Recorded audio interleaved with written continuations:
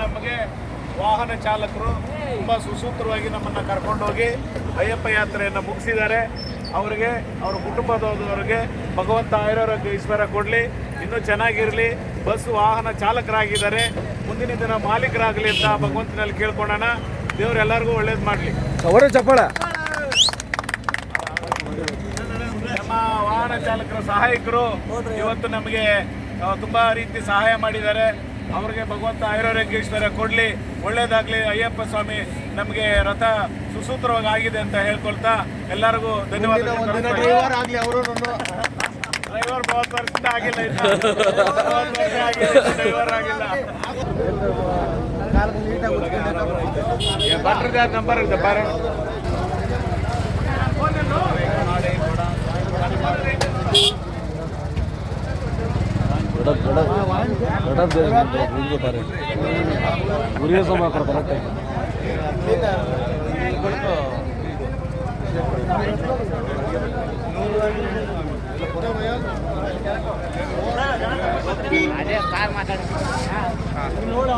Cut ಮಾಡ್ಬಿಡ್ಲಿ video ಅಲ್ಲ ಇದು ಮಾಡಿ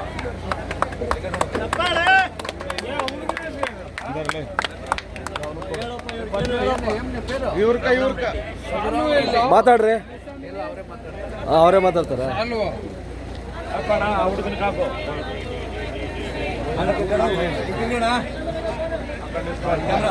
ಮಾತಾಡ್ರಿ. ಎಲ್ಲರಿಗೂ ನಮಸ್ಕಾರ. ಕೊನೆಯದಾಗಿ ಏನು ನಮ್ಮ 4 ದಿನ ಯಾತ್ರೆಗೆ ಊಟದ ವ್ಯವಸ್ಥೆಯನ್ನ ಮಾಡಿದ್ರು ಅಡಿಗೆ ಭಟ್ರುಗಳು. ತುಂಬ ರುಚಿಯಾಗಿದೆ ಊಟ.